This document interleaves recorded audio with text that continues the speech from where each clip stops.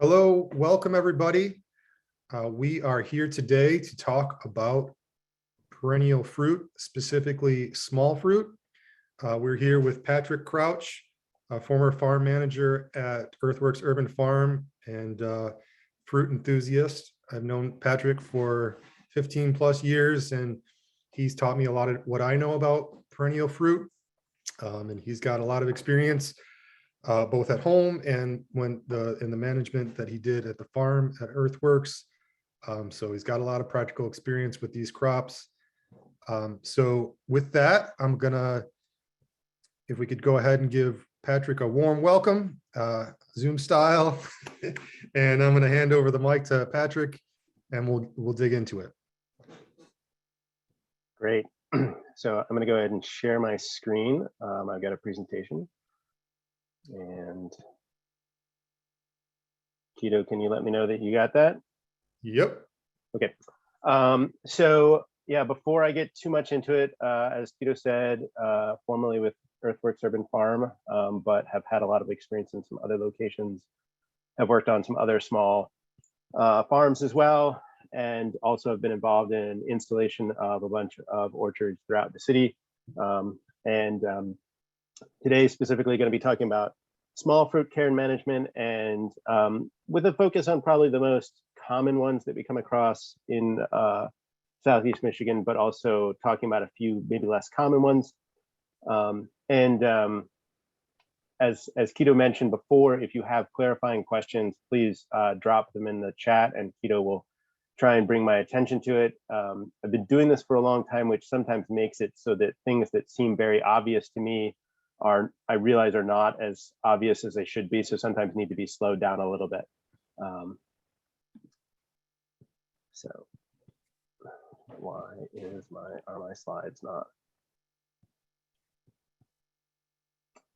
moving along? Okay, so I really believe in small fruits in particular. I mean, I understand that tree fruits are great too, but you know, I always encourage people to focus on small fruits, especially as they're thinking about what takes up priority. And part of that is that they take up generally just a lot less space.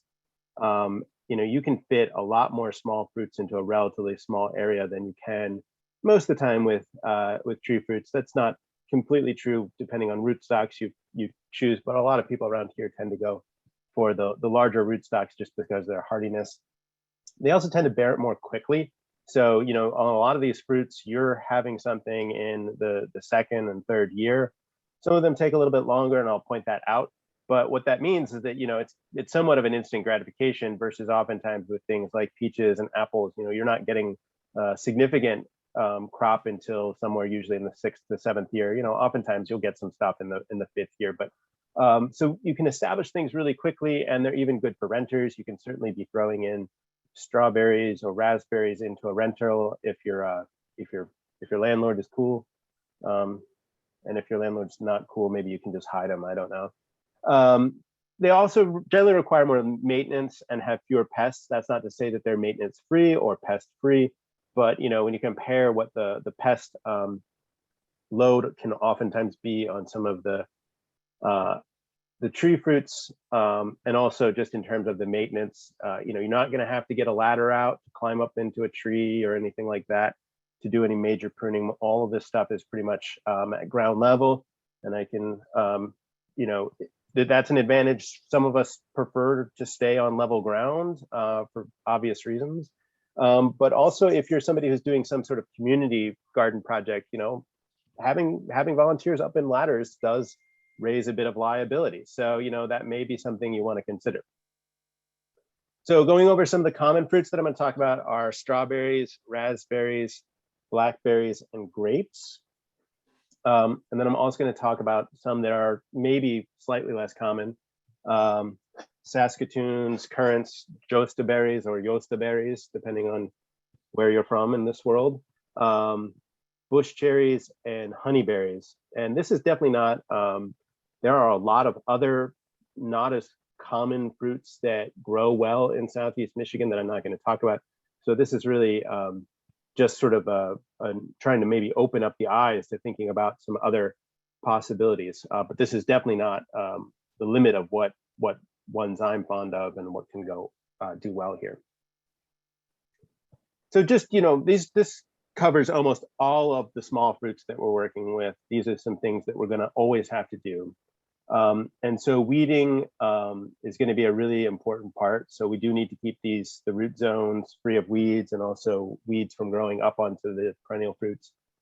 Oftentimes advanced preparation is a really good method if you can. I tend to try, and if I'm planting raspberries or something like that, I'm usually, they're usually getting planted in the spring, and I'm usually trying to prepare those beds in early fall so that I'm prepared for them. I've definitely been in the situations where I practically forgot that I ordered a bunch of plants and they come in April, and I'm really like scrambling to try and get them into the ground. And it's not a particularly great feeling to try and figure out how to do that really quickly. So I think you'll find that trying to reduce the overall weed level early on and in advance is really helpful. And one technique that is useful for this is the usage of solarization, which is the usage of clear plastic to be laid down to kill off sod. So if you have enough time, that would be something that maybe in August of the year before you'd want to be thinking. Also really important is mulching. So keeping the area that they're growing in covered in mulch. There's a number of different things that can be used for mulch. Probably the most common is shredded bark or tree trimmings, but you can also use straw. You can also use shredded leaves. The straw and the shredded leaves just tend to break down a little bit faster. So pruning is, I think, if there's one thing that I see people are not doing is pruning, and they're not pruning yearly. So pruning on almost all of these is really crucial. It encourages proper fruit set and really helps discourage some of the disease problems that we often see. And then the last one is training. So that's especially if you're growing something like grapes. They do require that they actually have training to establish proper shape and establish proper growth. And we'll talk a little bit about that as we go. So here's an example of mulch. We don't need to go out and buy fancy bagged, shredded mulch from one of the big box realtors. This is oftentimes available through the Garden Resource Program. You can also try those mulch or chip dumps. I've never had much luck with them.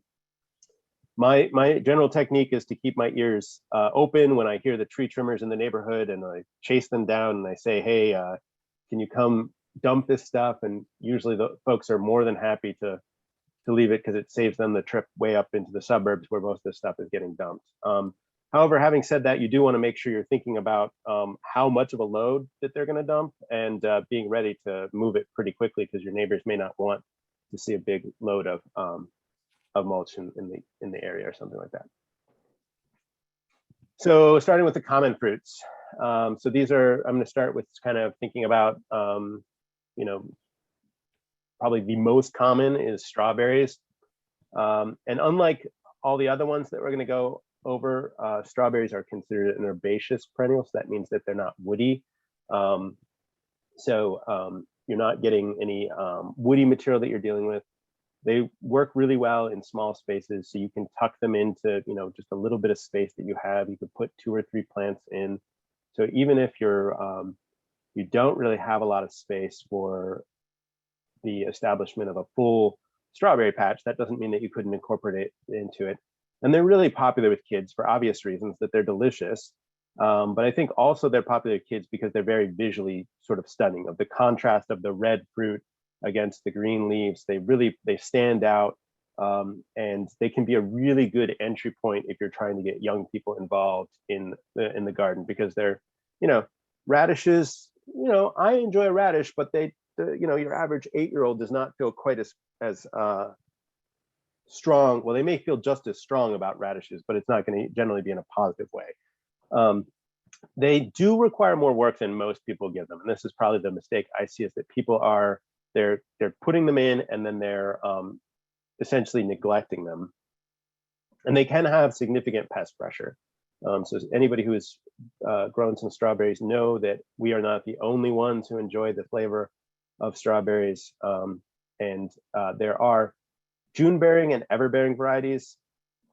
So the June bearing ones are ones that bear over a short period of time, usually about 3 weeks total, versus the ever bearing, which tend to have, you know, they call them ever bearing. My experience is that they tend to have two peaks, one that is similar to the June bearing, and then a later one that's closer into the August season.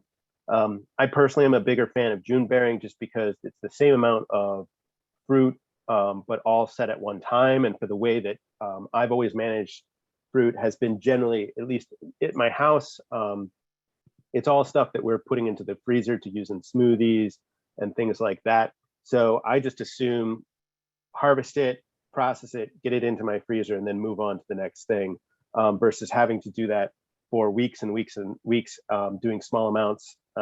If you've ever picked strawberries, it's pretty much hands and knees operation.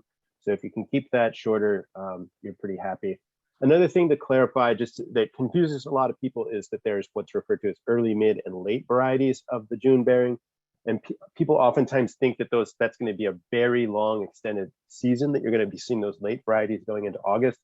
The difference between the early and mid is usually only, somewhere around 7 to 10 days, and similar, the mid to the late is 7 to 10 days. So really what you're doing is you're taking what might have been a 3-week harvest and making it into more like a 6-week harvest. So that's really something that's particularly important for folks that are trying to pick varieties, where they're wanting to make sure that there's people that are able to come for weeks and weeks at a time to their operation. But for most home gardeners, I find that that picking 1 or 2 varieties that are bearing over one period of time, at least for me, because again, I want to get them harvested and move on to the next thing, works really well. So the first year of strawberry care is crucial. This is the time in which we're going to establish them. So making sure that we're keeping them well watered that first year, that they're weed free, and removing the flowers, at least on most varieties. So there are some varieties that are grown from first year plants, and these are often ones that are grown, they bear fruit, and then they get ripped out and replanted each year. There's also some varieties that are seed to fruit in the first year, but this is the normal for most varieties, is that you want to remove the flowers in that first year so as to encourage their root development. So the idea is that you will be rewarded for your patience and your delayed gratification through more fruit in the following year. And I mentioned this before, but it bears repeating, that they're not competitive with weeds. So it's really, of all the fruits that we're looking at today, the ones that need the most preparation in advance, if you're going to debate on that solarization, the strawberries are going to be that. If there's one that I would recommend trying to get out there every week and trying to weed them during that first year, it's going to be those strawberries. They do require yearly rejuvenation, which I'll go over in more detail, but that's basically trying to make sure that we're supporting the younger plants in their growth.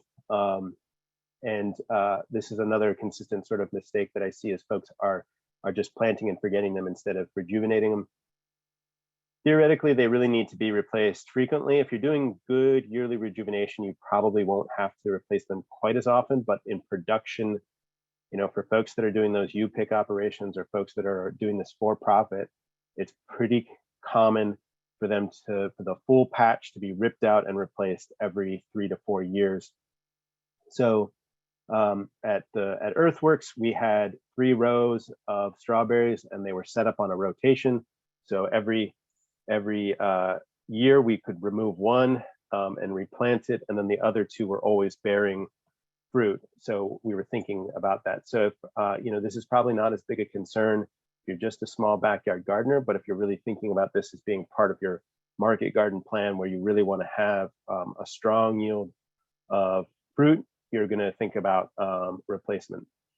And then the last thing on this slide that I want to touch on is the winter mulching to protect shallow roots. So strawberries have very shallow roots, and if you do not protect them, the frost and freeze cycle of our winters will actually push them out of the ground. So it'll it's really quite dramatic. You see this especially in ones that are first year plants and have not been established well. It'll look like somebody's gone through and ripped them out. You'll see the full roots laying exposed on the ground after a really strong frost and freeze cycle that we've had. Quick question, Patrick. Yep. Are there varieties that you would recommend?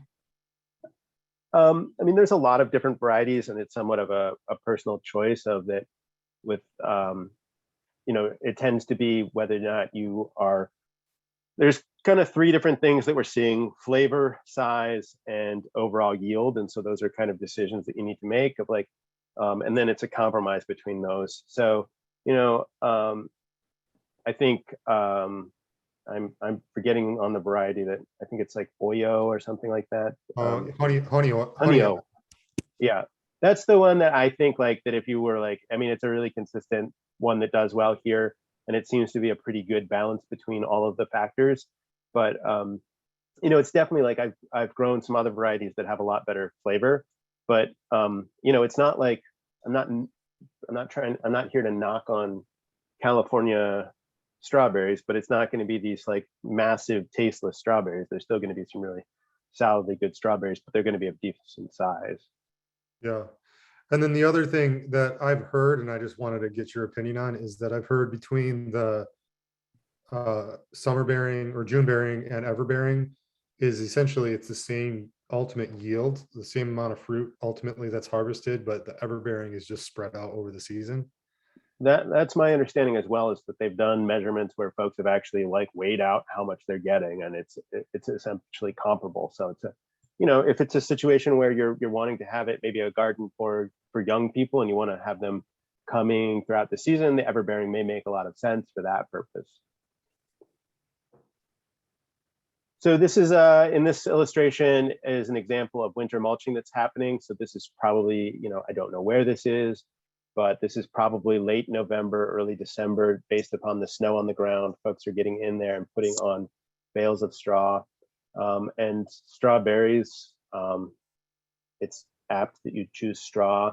In this case, you can see that they're essentially fully covering them completely. So at this point, it's late in the season. They're not going to get much photosynthesizing. I do tend to suggest mulching late in the season, after we've started to get some really cold weather. And the main reason for that is that field mice and voles have, at that point, it's gotten cold enough that they've established where their burrows are going to be for the winter. They're not going to be exploring for locations. And so this way, you're getting the mulch down to cover them, but you also are timing it in such that you're not creating a good winter home for mice and voles to be chewing on the tops of those. I would say that that's comparatively a small problem, but you don't want to invite problems. And you, as I said, you can see it's fully covered, and then the plants will be just fine. I would say most of the time they tend to start growing in the spring. They start growing, popping right out through this. When I start seeing growth coming up through, then I just sort of part that and push it into the pathways. You can see there's kind of pathways on either side where somebody's probably come through with a tiller or something, and just leave it there.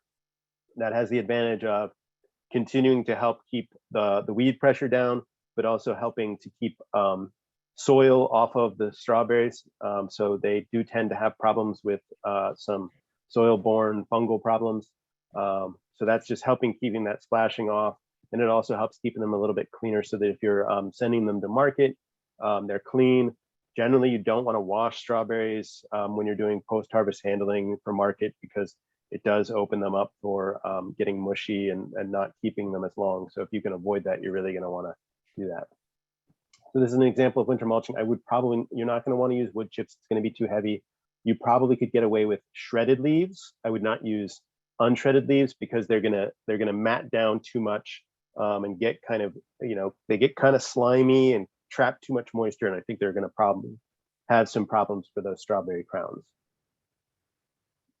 So we're going to talk about rejuvenation next. And so this illustration is just to show you how the plant grows. So on this plant on the left is a mature plant, and you can see that it has this runner that is coming off, and it's making a daughter plant. And so this would be an example of a vegetative propagation, where they are making new plants, new clones of themselves. And these daughter plants tend to be the stronger plants and the more productive plants. So generally what we're doing when we're rejuvenating is we're trying to create an environment to support the growth of these daughter plants and to make space for them to grow. So rejuvenation, kind of mentioned this already, supports growth of new productive plants. And it's a multi-step process, and I've got a couple slides that I'm hoping will illustrate this. It's a little hard to do over Zoom. This is all very new for me. But the first step is I usually go through and weed the full patch and remove, especially focusing on those ones that are sort of difficult perennial weeds, which I hope you never see, like quackgrass and bindweed and those sorts of things. Then I'm going to go through and remove the larger, older plants. So, you know, these crowns on these older plants tend to be larger, they tend to be woodier, they tend to be, they just look a little desiccated and not as healthy. So I oftentimes go through and dig those oldest plants. So they're usually the 2 to 3 year old ones. So I'm going to remove those throughout the patch and make some space. Then I'm going to mow the patch. And this is the part that freaks everyone out. I'll show you an illustration so you can see exactly what happens. But I'm just going to set my mower deck, my push mower, up to the highest level I can. And I'm just going to mow the whole thing. And then I'm going to rake off the leaves and the mulch. So oftentimes I find this is a good chance for using, if you have a 3 or a 4 tine cultivator or claw tool or whatever you want to call it, go through and really get in there. And this is going to help introduce some air into there too, but I'm going to get all of that, all of those leaves and mulch that are down in there. Then using that same cultivator or a rake, I'm going to go and take the daughter plants and I'm going to move them into the bed. So where the older plants had been, then I'm going to till the sides and then I'm going to top dress, usually just with some compost over top. So I know that's a lot, and the next slides are hopefully going to illustrate a little bit better what we're talking about. So here on the left, I have not gone through, this is somebody. They're going through and you can see this is quite a large, tall patch, and they've done this right after their last fruits have been harvested. So this is probably towards the end of June, July. Excuse me. They've gone through and mowed it down. And then you can see on the left side, this is probably then, I'm sorry, the right side of the screen. This is probably a few weeks later. You can see things have grown up. So they look quite well. So if there's one thing that hopefully we take away when we start talking about pruning in this workshop or in the other workshop, is that pruning encourages new growth. So if we're trying to get lush, new, young growth, we need to do that pruning, which is in this case is simply mowing it. So on this right slide, we would have come through and we would have raked everything off and then come through and pulled those daughters into the middle so that they don't get damaged by the tiller. And then we are tilling down in between these strips. I use a rotary plow, which is not something most people have access to, but it works a little bit different. It spins and it launches soil to the side. So I actually go through and if I were going through on the first pass, I would throw soil to the right. When I come back the other way, I would throw soil essentially to the left side. And I'm creating pathways and establishing beds a little bit better. You don't have to use a tiller at home on my small patches, you know, so I've got like a few 30-foot long patches at home. I just use a spading fork and come through and lift everything up, gently lift it. And if you've ever used a broad fork to kind of lift and just, I'm trying to introduce air. And then we'll come through lifting everything, helping to unlatch any of the daughter plants. and moving them back into the row. If we're going to have questions, this is where I suspect we have questions, Guido. Yeah, please drop any questions you might have in the chat. There was a question about, if we were gonna, and maybe you could, as we go along, you could kind of play into this question, but if you're gonna establish, fruit in a raised bed, what would the recommendation be for like a standard raised bed? Strawberries would be one, which was mentioned, but is there anything else? Yeah, I mean, you could do a lot of these in raised really well. Because Are you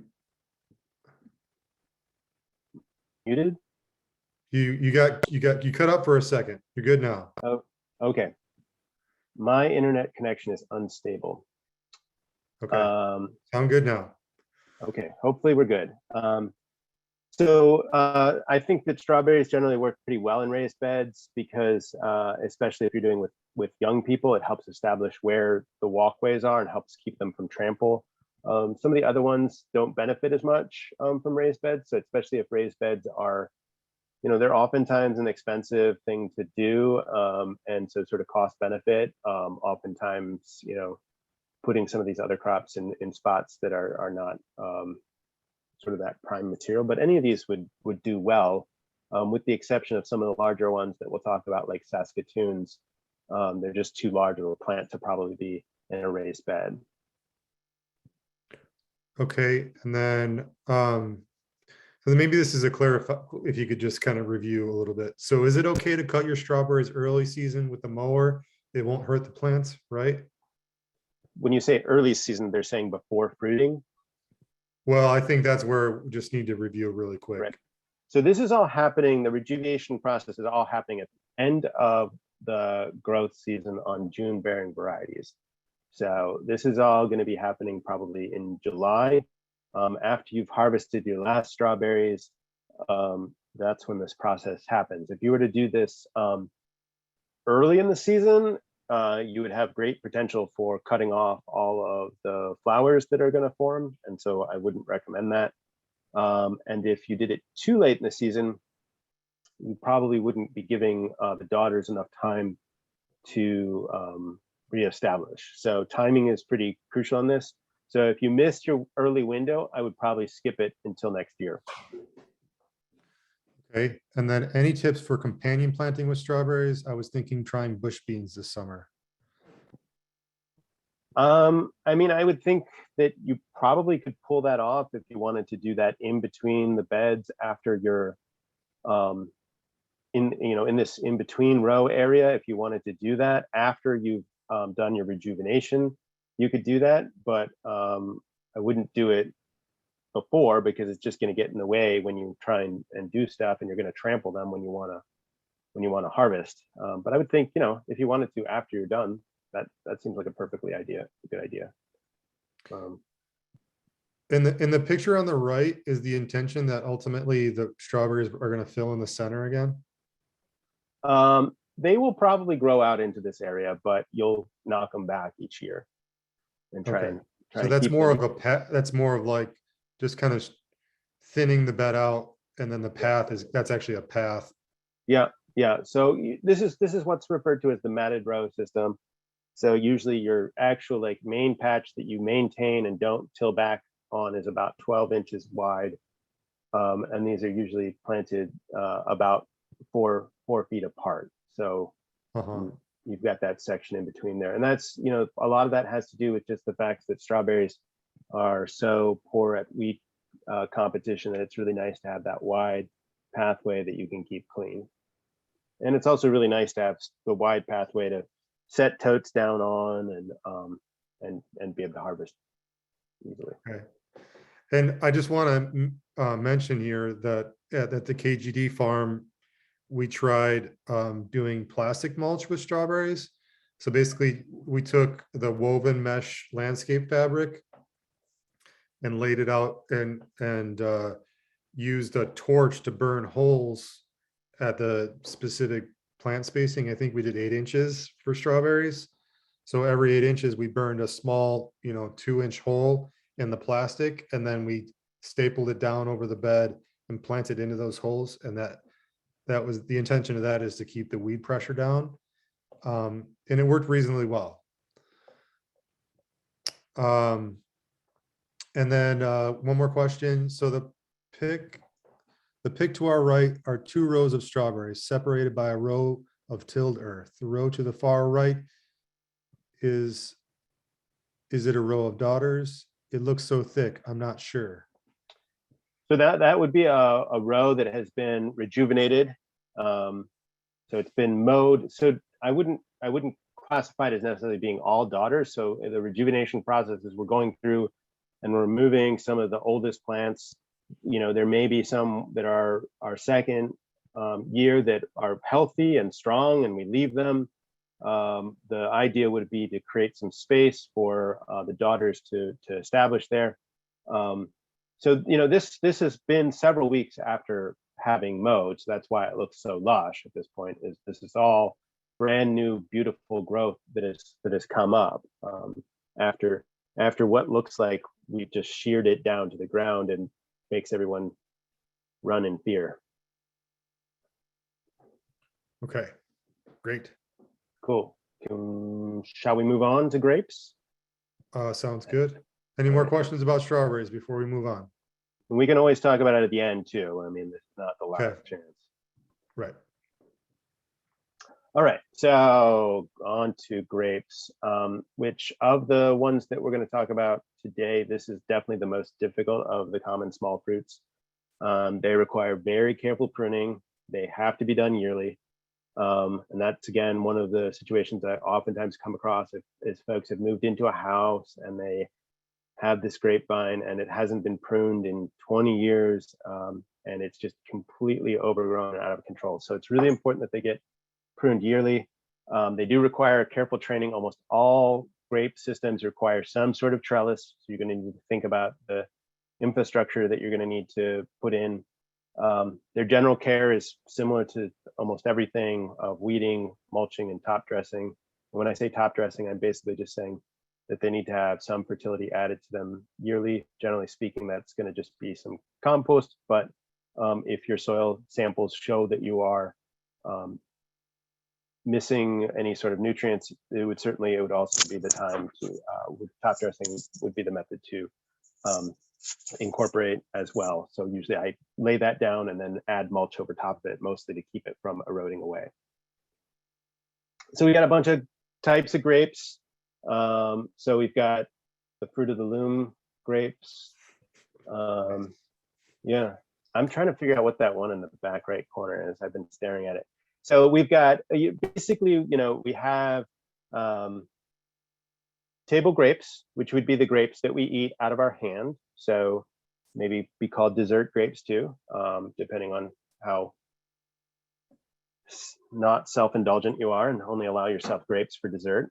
We also would have wine grapes.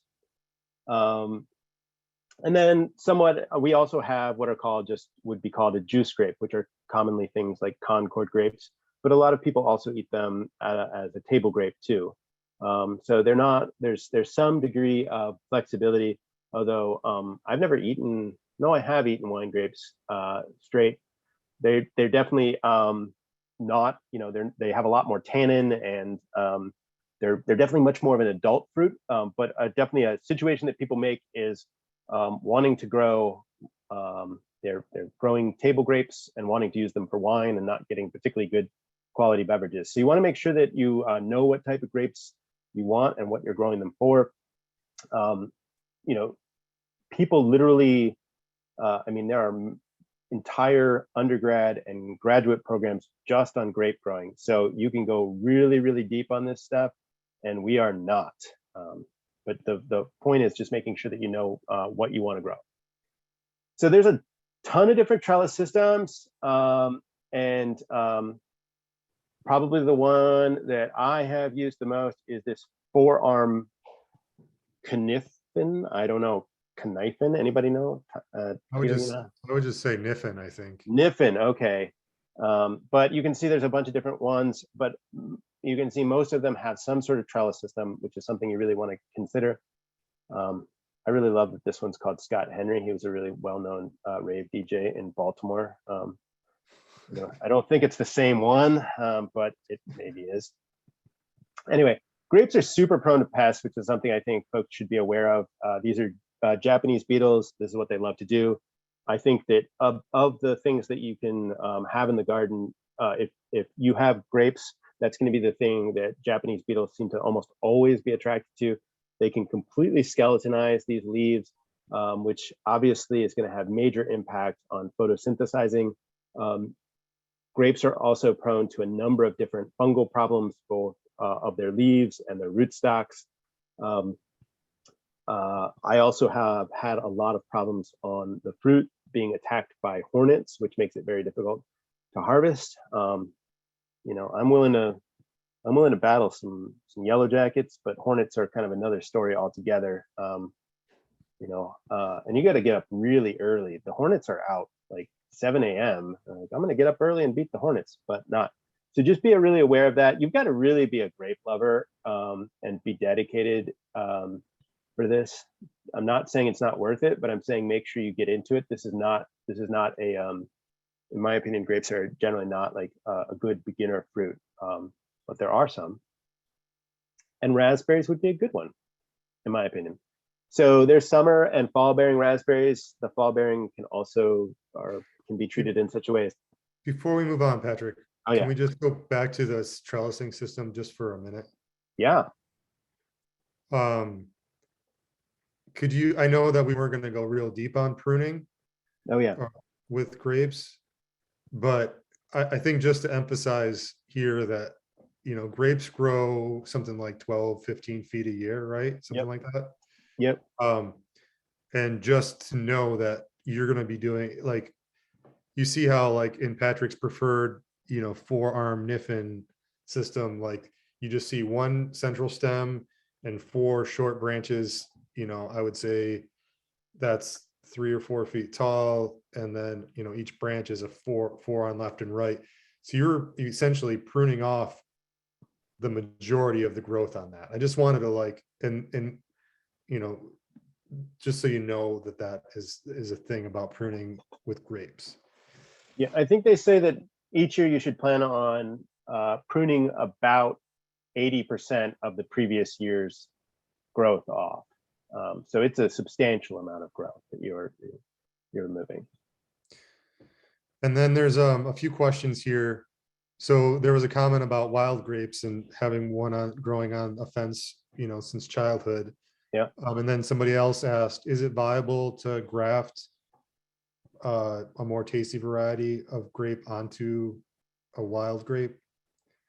And just as a note, I guess, so everybody knows, wild grapes are pretty common around town. And they tend to be more seed than anything else. It's not really, the fruit aren't worth much. But do you know anything about that grafting? So grapes are grafted, but in terms of what the bottom stock is, I don't know. So that would be something to look into as to whether or not you could graft onto it. Yeah. And then your thoughts on grapes with seeds versus grapes without seeds? I mean, that's just a personal preference of if you like to have seeds in your mouth or if you don't like to have seeds in your mouth. There's a lot of confusion over seedless grapes and thinking that it's technically they have a very, very small seed. And there's a lot of confusion over that, thinking that they've been genetically modified, but they've just been selectively bred for having extremely small seeds that are essentially not noticeable. So, having said that, I do think that it's not like the most basic backyard gardening crosses that are happening. These are relatively high sophisticated crossing methods that are being utilized. Yeah. And I would say, just in my experience, we have Concord grapes that have seeds. And I wish I would have had a little more forethought on that, and I would have chosen to get a seedless variety. My daughter would probably eat them more. Yep. Yeah. So I mean, I think almost all. I don't think seedless varieties are at all common for wine grapes. You know, I think it's all just table grapes. So, all right, shall we? Yep. Okay. All right, so on to some of my favorites. So this one's going to be raspberries. I think raspberries, similarly to strawberries, are a really great fruit to get young people involved. They're very popular with them. A lot of young people like them. So there's summer and fall bearing varieties. I think the fall bearing in particular are really under utilized. I think, you know, in terms of looking at where oftentimes our workload is throughout the season, you know, the summer bearing raspberries are often coming on when a bunch of other fruit is coming on, and we have a lot of other tasks that we need to be doing. And the fall bearing are oftentimes towards the end of the season when there's not much other fruit coming on, with the exception of pears and apples. So I think they're really underappreciated, and I love them. There are a number of varieties in terms of colors. So there's red, black, purple, and yellow, and I'll show you some beautiful pictures of them. Depending on the variety, they may benefit from trellising, and generally I would recommend reading the description of whether or not trellising is recommended or not. I found that the blacks in particular tend to be very, very, like, they get way out of control, and so it's helpful to have a trellis to keep them in.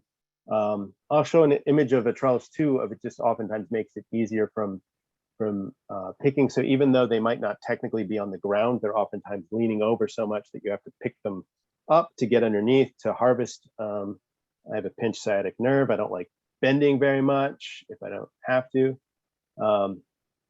They can be prone to viruses. So this is a pretty common situation of that after somewhere around 7th to 10th year, you start noticing just the overall strength of the canes are going down. And usually that's a good time to replace them. Because the viruses can stay in the ground, it's probably a good idea that you plant them in a different location after that. So essentially doing a rotation.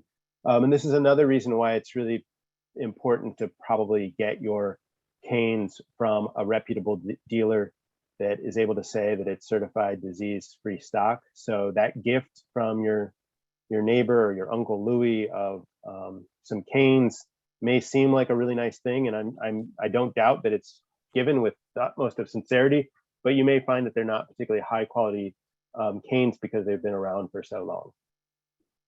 So maintenance, pruning, again, we've got to do yearly pruning. There's no way around. Well, I mean, you can not do it, but if you're trying to get a good harvest, it's really important that we prune. And this differs by type, so I'm not going to cover every method. I think I'm only going to do 2, but you'll get the general idea. And every catalog should tell you what the preferred method for pruning is. If not, your local extension agency is really good for that.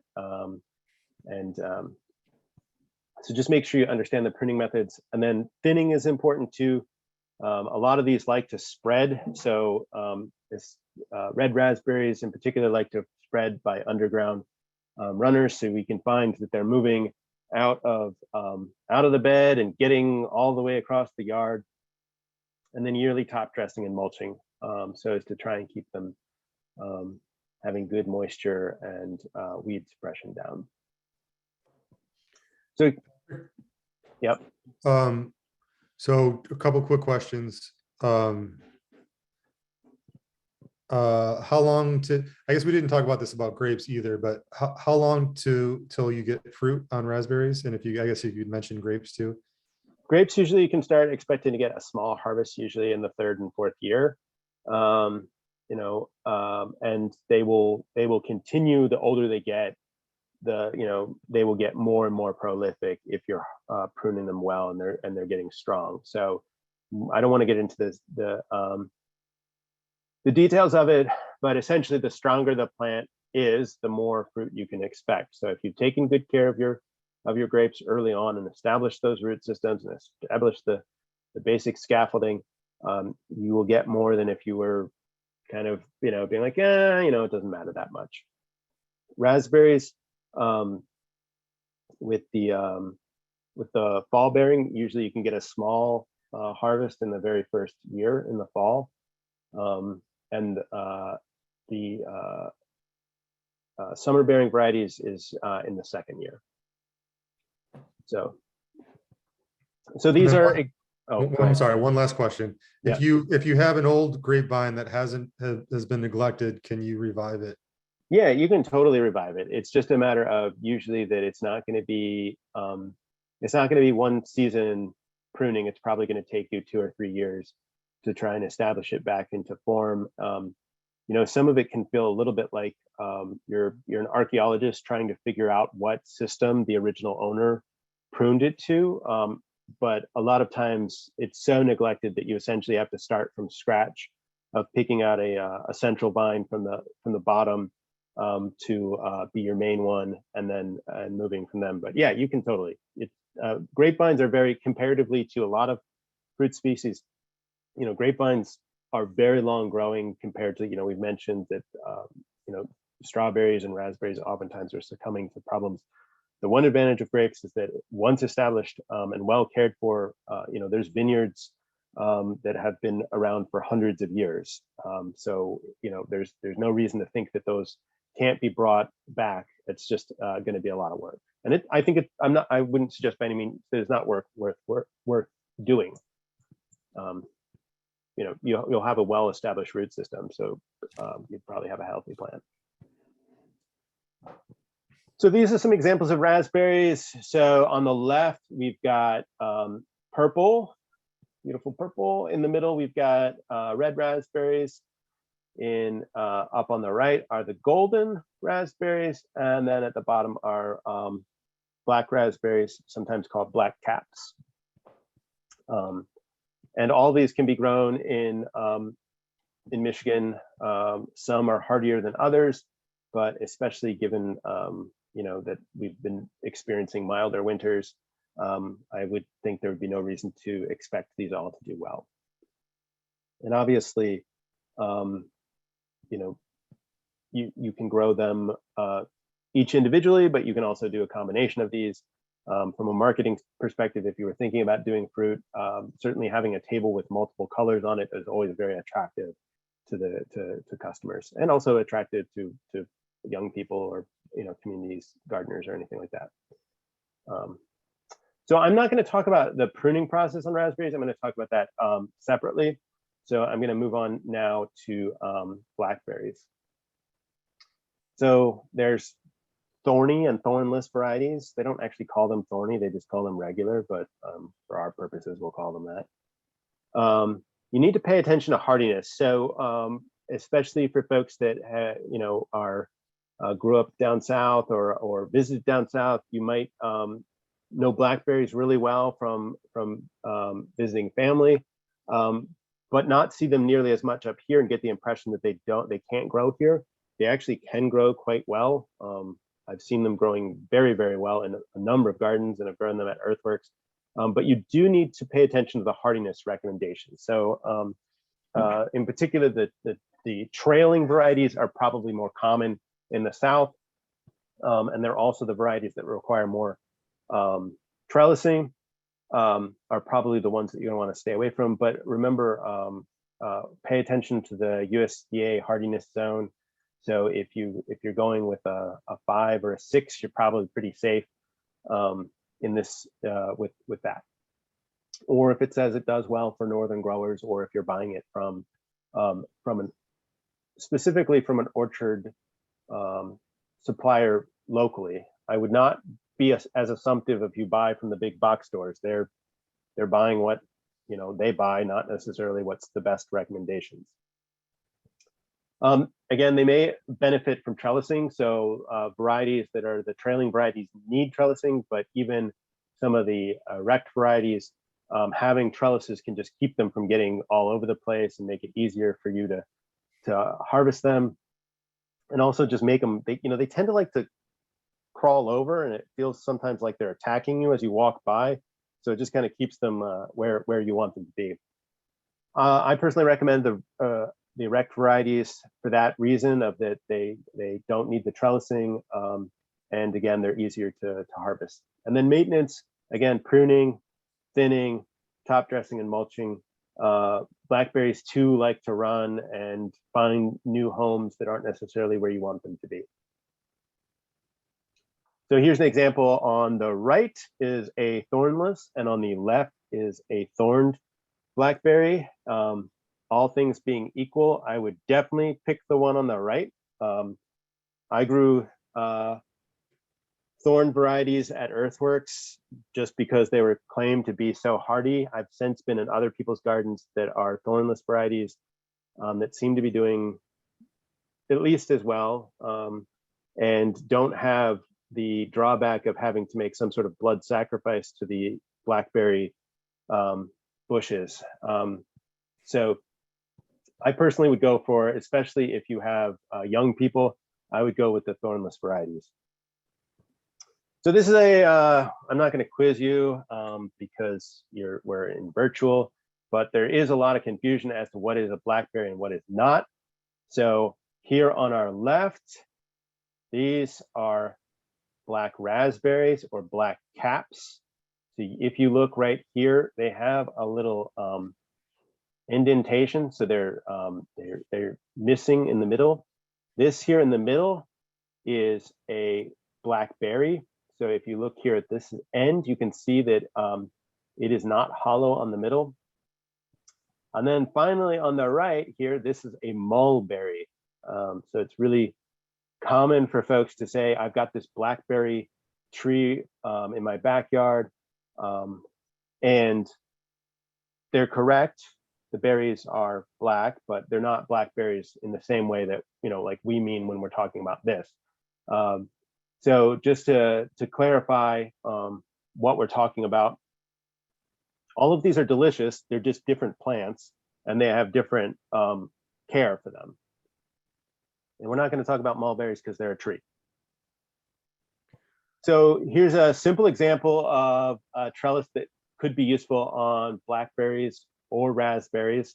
You can see this is just made from the green T-bar. This is oftentimes used as fence posts that you can buy at a big box store. And then they've got some relatively heavy gauge wire, hopefully a coated wire just so it doesn't rust or anything like that. And the goal behind this would just be to keep it so that as these get older, instead of them flopping out and over, that they grow up and stay contained. And when you go out to harvest them, they're sitting upright instead of flopped over where you can't see the fruit underneath. Oftentimes you end up missing that fruit because you don't see it.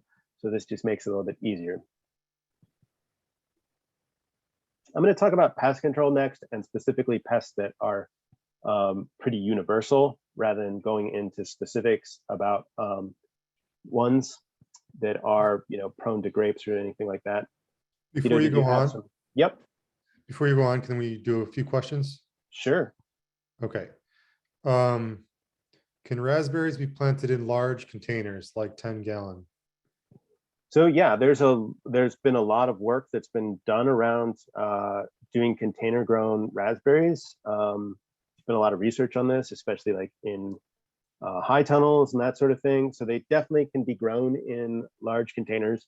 Most of the time with folks that are growing in large containers, they're having to add additional water because they do dry out quickly. And a lot of them are adding additional water soluble fertilizers as well. So just something to be considered.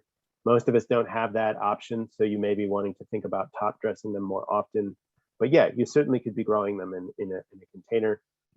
If this were a container that were grown outside and was sitting outside, the other thing I would consider is how are you protecting it over the winter? So, putting a large amount of mulch all around them so that they are protected from the root systems really, really freezing would probably be my recommendation. Okay. And then do they do better in acidic soils? Raspberries? Right, correct. Not to my knowledge. They do very well here, so I assume they don't need acidic soils. Okay. So far this just as a general for soil, the fruits that we've talked about all are good for our Detroit soils that are relatively basic. Yeah, that's correct. So we haven't talked about anything that would require major soil amendments. And that's intentional because, my goal is to make it relatively easy and successful rather than having to, there is enough work to be done in the world without having to amend my soil every year to try and change it to what it's not, in my opinion. So Yeah. Okay, couple more. Yep. I have raspberries in my yard that grew up next to my roses that gave me fruit this year. They were all over my roses. How can I trellis them? They are so close to my roses. Well, I mean, you could certainly, you can prune your roses back a lot. Roses can handle a lot of pruning. And you could also dig them up and move them. They, raspberries transplant very well as well. Yeah. There will be a year of reestablishment. But you could also like just take, a couple, if it's a small patch and it's growing into the roses, you could take a couple posts and then, that are away from the roses and basically just like, I would probably use like, an old inner tube or something to like wrap around it and pull them tight so that they're away from, pull them back away from the roses. Yeah, if it were me, I probably would dig them up though, because I'm going to go through as much effort to drive a couple posts and create my piece of inner tube as I am. If I just move them, I'm done. I do it once now. I'm done for the rest of hopefully the next Yeah. 7 to 8 years. Yep. And then last question, are strawberries the only ones that need to be replaced every 3 to 4 years? These other ones that we're talking about generally don't need to be replaced nearly as often. So it'd really be if you're noticing decline. And I mentioned the grapes are generally, if they're well cared for, they don't have any fungal problems or any pest problems that are impacting their root systems. They're going to be around for longer than you and I are probably. The raspberries and the blackberries, sometimes you see them decline over 7-10 years, in which case you may want to replace them. But some of these that we'll talk about will last for decades. Okay, thank you. All right, so pest control, relatively general. So this is probably the biggest 2 pests that I see of small fruits. They don't usually seem to work this closely together, but they don't seem to mind each other. I see them out in the strawberry patch, both chowing down together. So the birds and squirrels are by far the things that I see the most problem with. And oftentimes I see these recommendations for how to combat squirrels and birds, and they're by folks that live maybe out in the country, and so they're not birds and squirrels that are like dealing with like garbage trucks coming by all the time and like all kinds of litter that is like sparkly and basically I think squirrels and birds in cities like Detroit just aren't bothered by the movement that we see in other places. So they also adapt really quickly. So you'll sometimes be like, oh, I figured out this really great way. And then a week later, they get used to it. So one of the things that I recommend is don't wait for them to get used to it. So change methods up frequently. And the 2 that have worked really well for me are hair and flash tapes. So hair is, literally hair, like human hair, because it's got our scent on it. The other advantage of hair is that it's actually pretty high in nitrogen. So you are, it's very, very slow release, but you are actually adding something to your soil. You don't want to add too much because it can look a little weird for folks to be like, why is there so much human hair in your garden? What has been happening here? And generally barbers are pretty happy to give it away. They might give you some funny looks, but if you bring them some, a pint of strawberries, they'll probably be cool with it. Generally going to a barber that focuses on folks that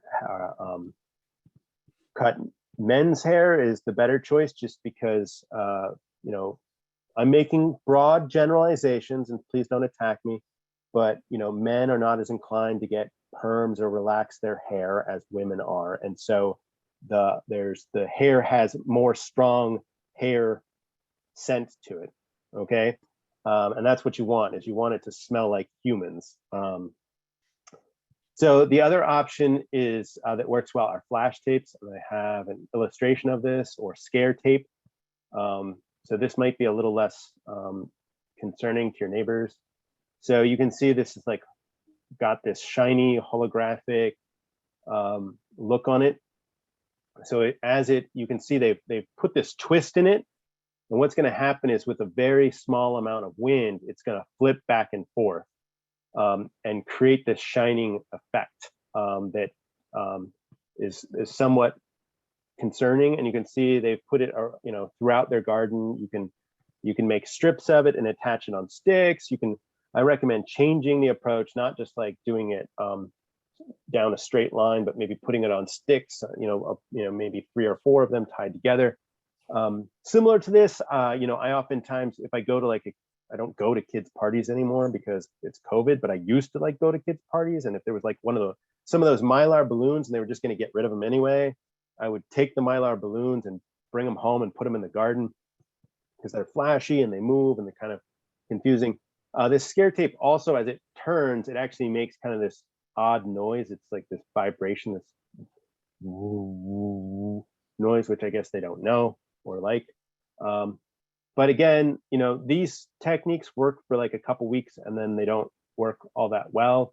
I've used in a lot of other things. When AOL used to send you all those free CDs and they tried to get you to sign up for, I would drill holes and hang those in the garden on sticks because they shine and flipped and all kinds of things. But birds and squirrels are really, really difficult. And there's not a lot of really great things to do about them, but that's my 2. Most of the other pest problems that we have are quite specific to the particular species that we're talking about. And so we're kind of limited for time in talking about those. Any questions before we move on, Tito? Yeah. So this is kind of going off topic a little bit, but I think it's okay. Can you tell us a little bit about mulberry? I have a huge tree and wanted to cut it down and start over. It's in between my neighbor's yard and mine. I mean, any kind of pointers about mulberry to know? I mean, I think the biggest thing to know is that they grow back. They will grow back if you just cut them down. You will now have a multi-stemmed mulberry tree instead of a single trunked mulberry stem or trunk tree. So if you're really looking to get rid of it, if it's a smaller tree, you could dig it out and try and get that out, or you could have Mr. James down the street that's got a pickup truck and likes to rip things out with chains to rip it out for you. That's always pretty enjoyable to watch if you got a clear spot, or you're going to need to have somebody stump grind it for you. But if they wanted to renovate it for fruit, if they want to renovate it for fruit,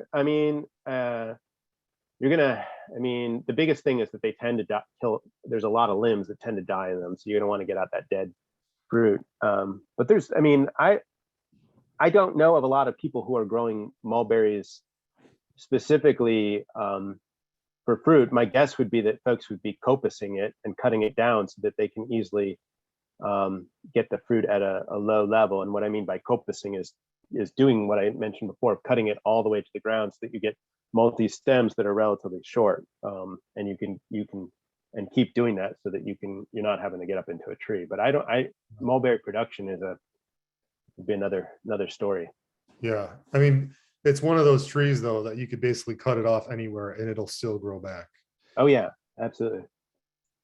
Cut it to the ground, you're not going to kill it. So I basically a question. I think I have raspberries that are kind of growing like a weed and not producing much fruit. I think I'm just going to answer this one. So Linnell, I think what you're working with there, if it is raspberries, it's maybe not having so much fruit if it's not getting enough sunlight. So if you want to try and get fruit, you could try and dig it up and replant it in a spot where you to get fruit. Otherwise, if it's just a nuisance, then and you don't want it along your fence, then you probably just need to dig it out. Okay, we can keep going. Cool. So we're going to get into pruning, which if you didn't notice, every time I talked about maintenance, pruning kept coming up. So pruning is crucial. We're not going to talk about pruning everything because it's beyond the scope of a relatively brief workshop. But we're going to talk about raspberries and blackberries. So we're going to talk about summer and fall bearing red raspberries, and we're going to talk about erect blackberry varieties. So there's a ton of different methods, and even within, methods that people use for fall bearing reds, different practitioners will have slight different methods that they're using. But these ones work, and they're my methods. That doesn't make them right. It doesn't make them wrong. It just makes them mine. So the most important thing is the ability to tell the difference between the Fluorocanes and Primocanes. And we're going to go into this right here. So here is an illustration of most of the way that a lot of brambles grow. So we can see on this left illustration that we have this brown wood growing up. This would be second year cane in this case. And we can see this green cane growing up, which is first year. And these are the Primocanes. So one of the ways you can think about it is prime 1, right? And floro, flower, right? So that's the way I usually remember it. Also relevant, just because we talked about how much, how important it is to thin or keep them under control. As you can see in this illustration, they're showing how they oftentimes are reproducing using underground stolons. So they'll shoot out this root that will then put up new ones. So if you know that your plants are healthy and you're not concerned about viruses or things like that, you could actually dig these up and fill in a gap in the row or something like that. So another on the right is another illustration that I thought was helpful because you can easily see kind of this is in the real world. This new cane is kind of this green gray color. Excuse me. And then the old cane is this darker brown color. Does that make sense? Good. There's a splitting on the old cane a lot of times. Yep. So we can see up here, there's these more mature ones that where it's formed some side branches as well.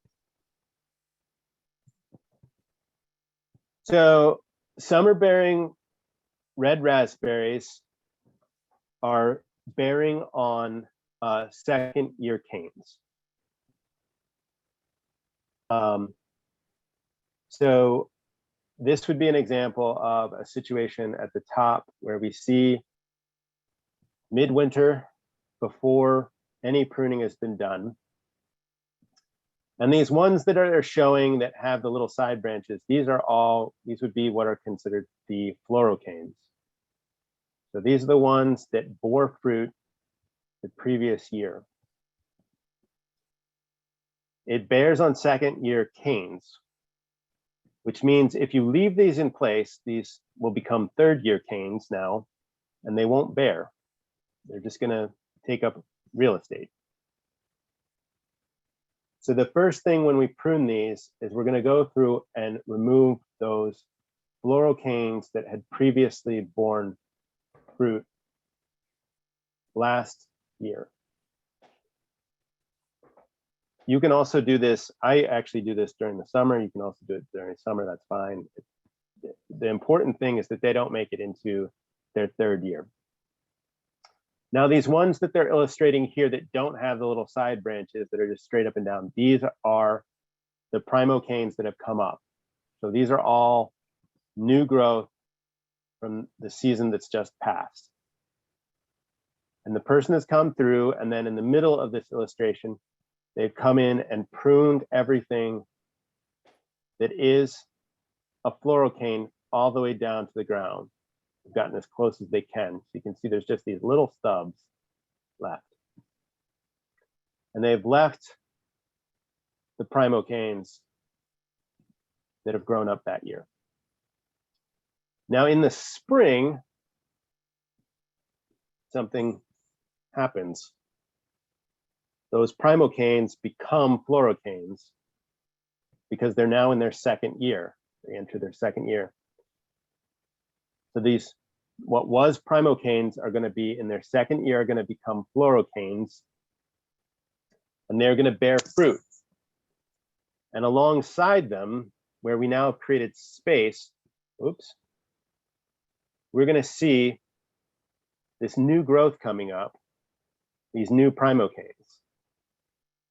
So these will grow up, and then the following winter, these primocanes will be left, and these fluorocanes from the previous year will be removed. So basically what's happening is every single year, you're removing the canes that have already borne fruit and leaving the ones that have not. Okay, this is on summer bearing red raspberries. So it's really important that you know what variety you're dealing with and how to prune it. The yellow raspberries and the purples and the blacks are all kind of variations on this theme. But this is the basic idea, is removing all the canes that have borne and leaving the ones that have not each year. So you're just going to you're going to take out them each year. If you leave the canes from that have already borne fruit, they're just going to make the patch much more dense. You're not going to have good airflow. You're going to reduce your fruit set. And that's oftentimes what's happening when people will say, I've got this raspberry patch, but it hardly bears anything and everything's really small on it. So it's very important that we are pruning on these. The fall bearing are a little bit different, and frankly, they're a lot simpler. So here we can see, this is in midwinter. This is all of the canes that have set fruit. So unlike these ones, you can see they're all the same. Okay, these are all have set fruit on their very first year. So they're called Primocane Raspberries because they set fruit on the first year canes. So what that means is they come up and they bear fruit in 1 year. So on these fall bearing varieties, the way that we prune them is we just cut them all to the ground. You don't have to think about it. You don't have to differentiate between fluorocanes and primocanes, which is why I love fall bearing raspberries, because you don't have to think very hard. And while I don't mind thinking, there's something pretty nice about just going out and doing a task and not having to pay that much attention. And if you're working with volunteers, this is really useful too, because trying to have volunteers notice the difference between the two types of cane can be very difficult. Then the following spring, you can see all this new growth is coming up.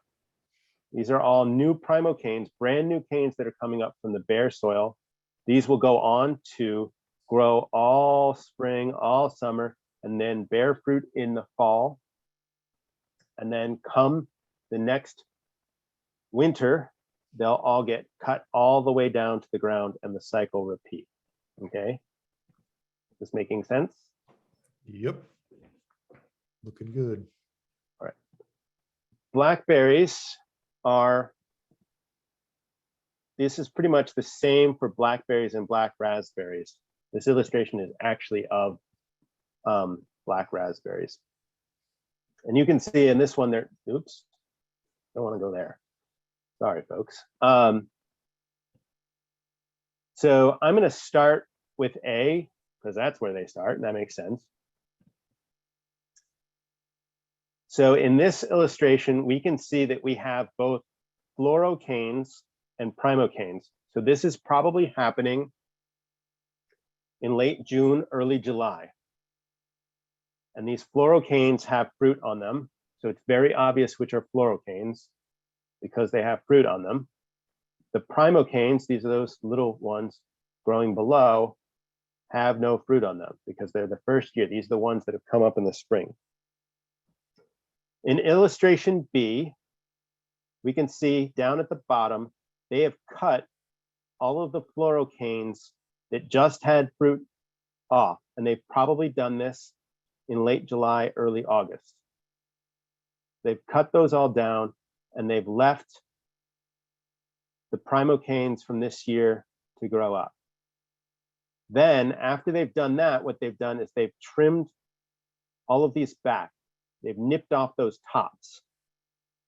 And there's a couple reasons for doing that. The first is that both blackberries and black raspberries are very prone to layering, which is where they send out a shoot that goes down to the ground and then will form a new cane at that spot. Now that's fine if you want to produce more, but it's a real problem if you're trying to manage the size and keep your patch from being a massive, tangled, overgrown patch.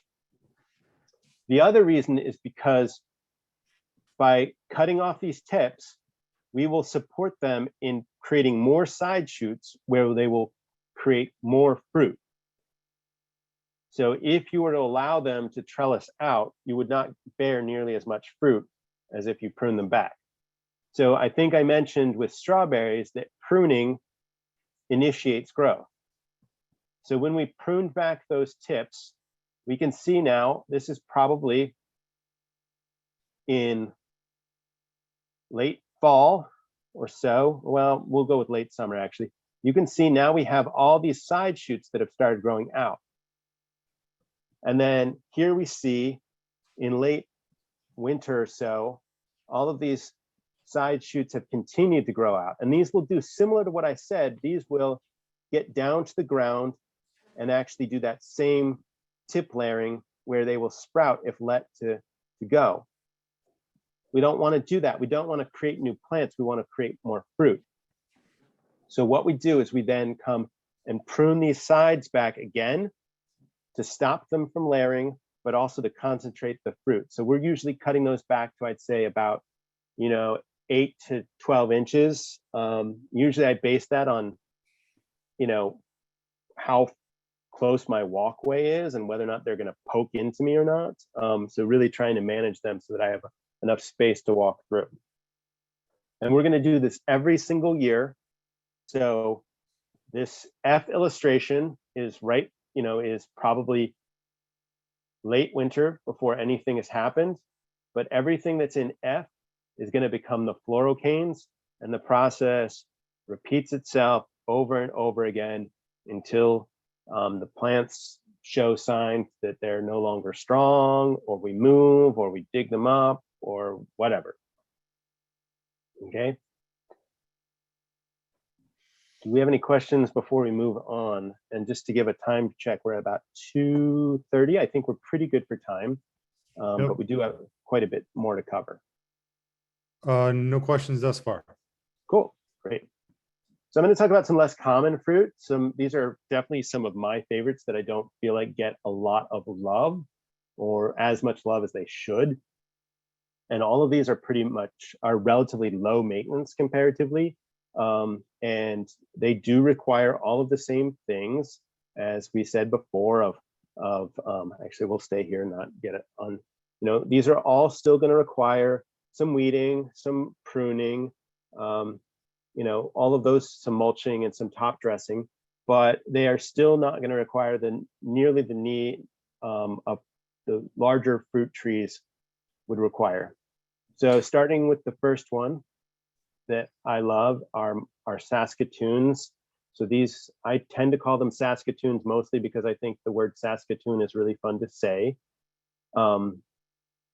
There are a number of different, there's a broad, these all kind of come under a broad umbrella of about 30 different species that are native to North America. Not all of them are native to our region. They have a lot of different varieties and shapes that they come in based upon that. So there are some that are much more tree-like in shape, some that are much more shrub-like, some that are, only getting to about 8 feet tall, some that are getting to, 30 feet tall. So that really depends upon your, your space and what you want to do. They have very few pests and they're very low maintenance. And some people consider them a good substitute for blueberries. I feel as though I've gotten in a little trouble for saying that they're a good substitute for blueberries because people come back to me and say, these are not blueberries. They're not, they're Saskatoons. They're delicious in and of themselves. But in terms of substitution in recipes, at my house, we make Saskatoon berry muffins and Saskatoon pancakes and those sorts of things. So, and the other thing that I really love about them is that they're really just a gorgeous multi-season plant. They really fit well into, if you're just looking for something that can be a part of your landscape, but also somewhat functional in terms of feeding us and possibly wildlife. So here are them in a few different seasons. So on the left, you can see they have beautiful fall foliage. Down below in the middle, they have beautiful early showy flowers. And then they have these lovely, gorgeous, purple fruits that are delicious and sweet and bear very early. They're oftentimes called June berries because of the time that they usually set. So they're one of the earliest fruits that we can get. If you don't like them yourselves, they're also extremely popular with wildlife. So if you just want to plant them for songbirds and that sort of thing, they're also very popular. Even though they are popular with songbirds, I usually find that I can get out there and get a very good harvest and we can share and work it all out, that kind of thing. And Saskatoons, unlike blueberries, do well in our alkaline soils. A lot of people like the idea of growing blueberries, but they generally do not do nearly as well here as they do when we get kind of on the other side of Ann Arbor, where we see differences in soil types. There's when we get out to Chester or Chelsea and Dexter and places like that, that's where we start seeing differences in changes of soil types, where oftentimes they do really well. Another one that I really, really like are currants. So they're very, very hardy. The ones that are primarily grown are native to Northern Europe, where they grow well. So quite cold climates. There are native species of currants. You can find them growing wild. They're long lasting in terms of the actual plants themselves, last a long time. As long as they are getting pruning, they don't probably require nearly as extensive a pruning as raspberries and that sort of thing. You mostly need to be harvesting out really the oldest wood. You can be a little bit more strategic if you want to, but that's kind of the minimum requirement, is kind of pulling out the stuff that's like 5 years and plus age. And that's usually pretty obvious because it's quite woody. They come in black, red, and white. The sweet tart flavor of red, I find, are particularly popular with young people. I refer to them as the Jolly Rancher of fruit because they've got this really sweet tart flavor. One of my son's favorite snacks is frozen red currants out of the freezer. He'll just pull a bunch out of them and chow down on a bowl of them. The black currants are kind of a, what's the word? They're very distinctive. What were you going to say, Keto? Savory. Savory, yeah. They've got a very unusual flavor that is described as foxy oftentimes, which folks are always like, what does that mean? And then you eat currants and you're like, oh, that's black currants, that's foxy. I do not know how to describe it. It's this very strange flavor. I really, really like it, but it definitely can be something that is it's a fruit that people either seem to like or they dislike, and there's not a lot of middle ground in it. So I would definitely suggest finding some and tasting them before you commit to them. All of these are really good for jams and for wines because they have a lot of tannin in them, and so they tend to be really well balanced. And they also have a lot of pectin in them, so they tend to be really well set really well in jams. But as I mentioned, I think they're also great just eating fresh out of hand, or they get added to smoothies in my house. So there's a lot of things you can do with them. So here's some examples of them. On the left are the black, in the middle are the red, and on the right are the white, which actually have this beautiful little slight blush to them. And then talking about Josta Berries or Josta Berries. So those are a cross of the black currants and gooseberries. I don't think I'm going to talk about gooseberries if I recall, just because you know, they're gooseberries. So they don't have the thorns of gooseberries, and they're larger than black currants, and they're not quite as foxy in flavor.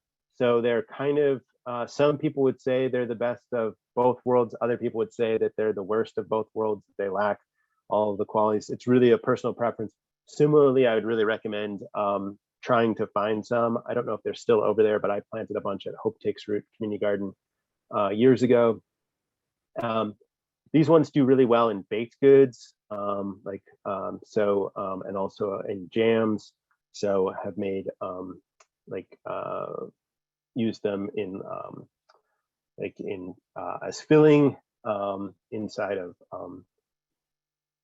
muffins and that sort of thing. So they're definitely an interesting flavor. Try them first before you commit. And here they are. These ones are actually on the these ones are pretty underripe, but how you get them kind of depends on what you like. I personally like them not to be fully ripe. I think they have a more complex flavor and I enjoy them more. But some people like them a little riper. I feel like also similar to the way gooseberries get a little mealy, in my opinion, when you let them get too old. They have a little bit more snap to them when they're younger, which I find enjoyable. And then getting on to bush cherries. So a lot of people want to grow cherries, but cherry trees can take up a lot of room. And I think bush cherries are an option that not as many people take advantage of as I think they should. So, you know, when you're trying to decide, I've only got limited space and I want to grow all of these things, I think bush cherries are an option that can work really well into the mix. So these are taking a relatively small bushes. They're probably maxing out in height at about, I mean, a big one would be probably be about 6 feet tall and similar in circumference. They also bear sooner and are lower maintenance. There's no ladders involved.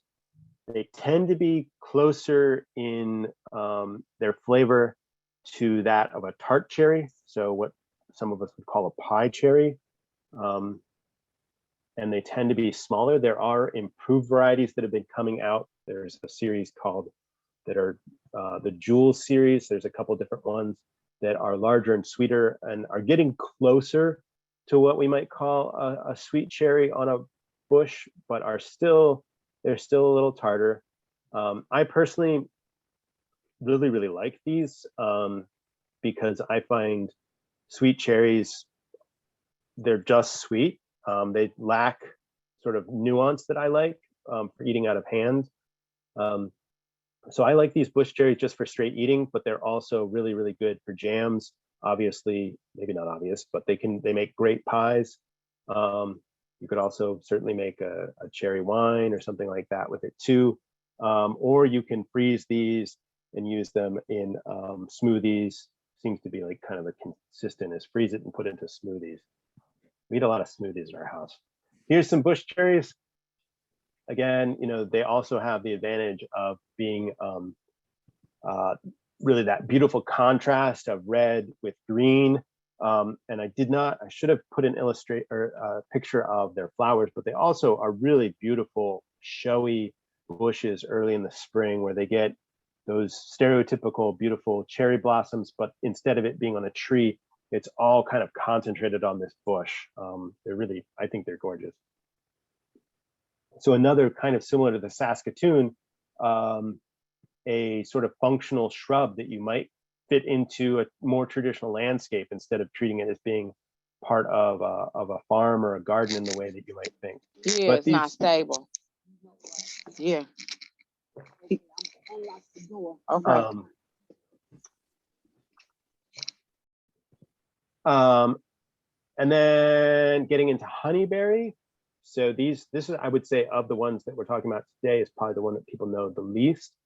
But these are an extremely early and hardy. A lot of the breeding work on these has been done in Russia to give you any sense of how well they do. But a lot of work has also been happening in Canada as well.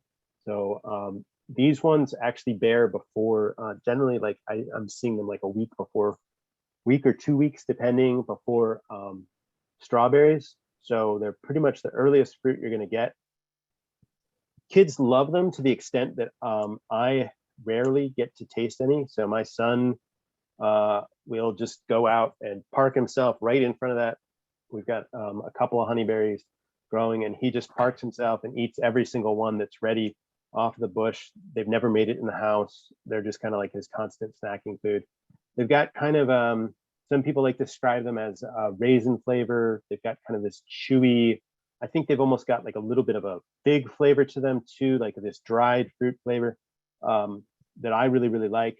You do need 2 varieties for pollination. So you've got to pick, make sure that you're not just buying one. And when you're buying them, usually they list what they are good cross pollinators for them. Sometimes in these situations where you have to have cross pollinators, one doesn't bear, only one does, but both of them will bear. And so you can actually even use that in your favor of looking at if there's varieties that have a slightly longer harvest window. You could do one that bears slightly later. And they do have a pretty compact habit. So these ones are probably, I would say 5 feet is about the largest that we're looking at in terms of height, similar diameter at the most. So they can, again, fit into a landscape pretty easily. And this is an illustration of what they look like. So kind of like a football shaped blueberry. Obviously these are in kids' hands, so they are not quite this big. And obviously somebody needs to buy this kid a nail brush.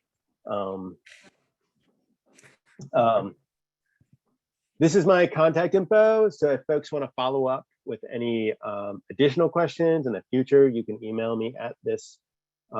This is my personal email. So please don't spam me. Yeah, so if we have any questions, now we could open it up. Or if Keto, if you have questions or comments or anything. And I'm going to exit the sharing now. Yes, great. Yes, it's the same as the, I don't know how to say that word. Yeah, that's why I don't call it that, because that's a word I don't know. But yes, it is the same thing. They're I don't know if I missed it, but they're cousins of honeysuckle. They are. They're generally in the same family and have kind of a similar looking flower. It's not nearly as showy. They're kind of since they're so early and they're almost kind of hidden down in the foliage. Okay, so we got a little time left. So if and we're done with the presentation, so you can, if you'd like to ask any questions generally about fruit, following up on any of the stuff we talked about today, you can either drop it in the chat, or if you want to come off mute, you can just ask directly. I do one thing that I guess while people are gearing up for that, if you had any recommendations for sourcing that you would like to share, and then also books that you might recommend.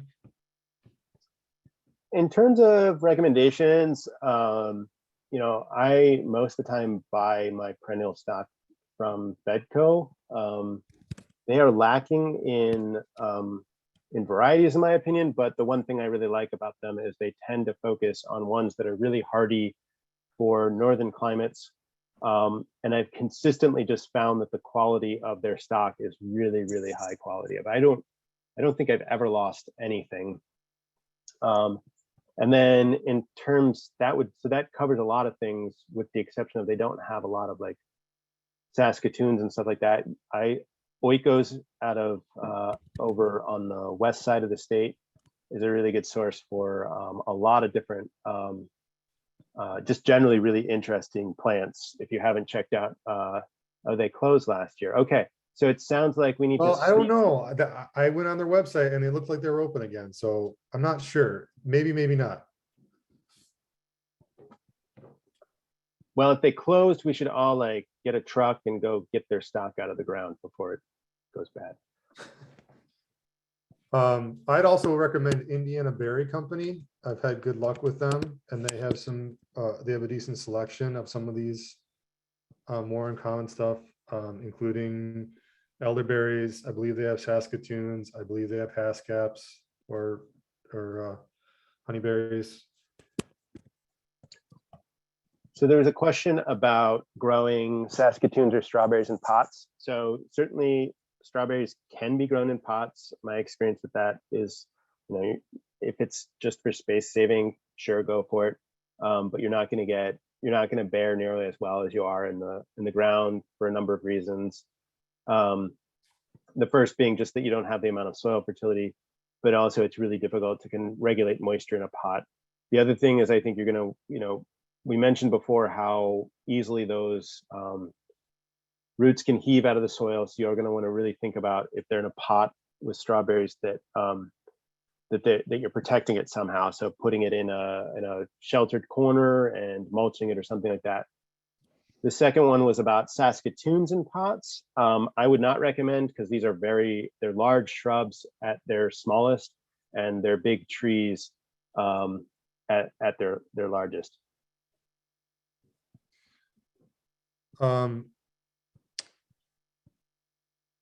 So maybe, go ahead. Yeah. No. If maybe you could go back to your slides to the pruning graphic, so we can look at that together, and then also book recommendations. Okay. This one. So the question was, I think in E, if you could propagate at this point. So yes. So any of these varieties that are prone towards tip layering, which is where this tip comes down to the ground right here and hits the ground, and it will root there. You could certainly, I mean, it's going to root if you don't stop it, basically. And then this area that rooted will become a new plant. So yes, if that was you could certainly do that.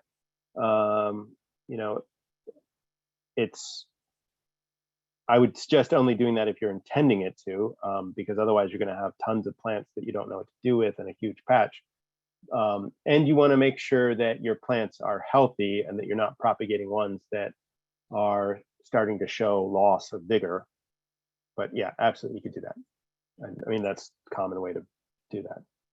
And I would say, in addition, that like you were showing with, I think it was with the raspberry illustration earlier in the slides, there's the stolen, and I think that the blackberries and the blackberries and the black raspberries both also reproduce that way, and so that's an easy way to kind of move like you had mentioned, maybe dig those up and move them to fill in open spots, or to start or invigorate an older growth over Yeah, planting. Definitely. I would say, actually, given the choice, I probably would pick these plants that are growing off of the stolen and are producing suckers, because I'm finding that they have a more well-established root system in that first year and are taking better. Blackberries in particular, I find, do this. Red raspberries do this a lot. black raspberries tended to reproduce more via tip layering, has been my experience. So it kind of depends on what you're doing. Cool. Anything else out of the slides while we've got them up? All right. Okay.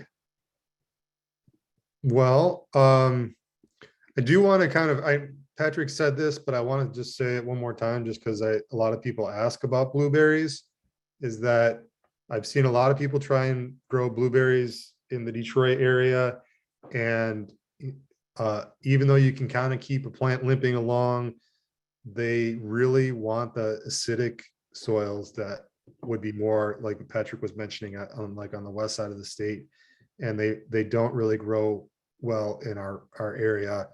And maybe you'll get a few berries, but they're just gonna limp along. That blueberries will not grow very well in our soils.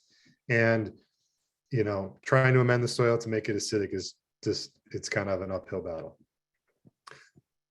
There was a direct message I got here. Do you still have the Hornet wasp problems with Saskatoons and honeyberries?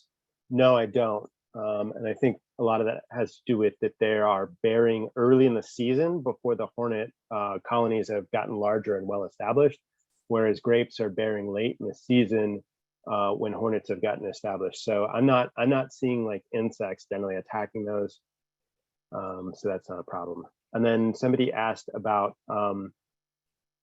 doing grape trellises. So just to give you an idea, these are very heavy duty trellises that we're building that need to have, you're not going to be able to attach it to an existing fence.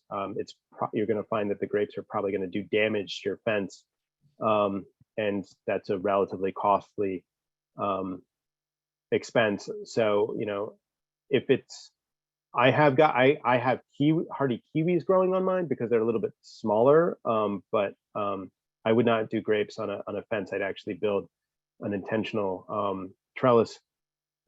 And there's a number of different really good plans that are available online. Basically some kind of post system, like digging in a 4x4 post, maybe at angles. And if that's something that you're really working on, Cynthia, I could, we could follow up with me, drop me an email and I can help. I know like Rick that used to work with us has got a really good example. He's over in the North Corktown area. And if you wanted to look at something, I could, arrange for you to take a look at what he's got set up. Another direct message I got, I recently tried to order a currant bush, but none of the nurseries I was using would ship to Michigan. Do we have a problem? So that has to do with the fact that currants are believed to be an alternate host for white pine blister rust, I believe is, did I get that right, Keto? Or something. Rust for sure. I don't remember. Yeah. I don't think I'll fail the examination because of the improper wording.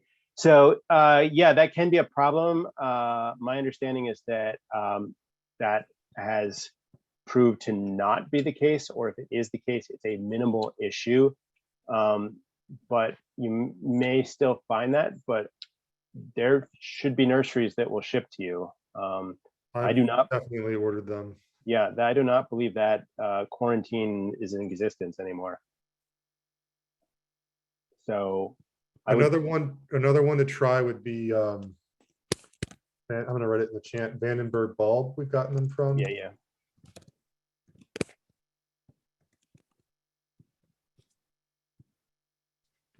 Okay, I have a fruit bearing plant which became duck, resulting in a need to dig around the roots to remove crabgrass. Controlling crabgrass. Sick. I have a fruit bearing plant that was sick. Yeah, I mean, I think in these situations in general, it's an ounce of prevention is worth a pound of cure kind of a situation of that. If you know that you're going to be putting in currants or any sort of thing that's going to be long lasting into a space, it's really worth the effort to try and manage that. So, there's a few things you could do, what's called sterile seed bed, which is like multiple tillings shallow tillings to try and do that. Solarization, flaming, all those sorts of things ahead of time, trying to prep, several months to a year in advance would be my recommendation. So. And just to kind of reiterate what Patrick was saying earlier about mulching, like mulching is huge around all these perennial things. Strawberries are a little bit more finicky out of all the things that we discussed, but like between trees and the shrubs that we discussed today, and even the grapes as well, like having a good thick layer of mulch is really gonna help with your weed pressure. And then, the other thing about mulch, just to reiterate its importance, is that it's doing a lot of other added benefits of it's helping maintain moisture levels. So it's helping preserve the moisture around the root ball.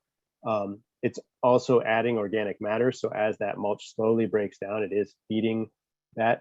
And it's also a really important food stock for symbiotic fungi. So the fungi in our soil, which are important for plant growth, really need the cellulose that's in those mulches, and that really helps support their growth. So mulch is it's super important. Got to have it.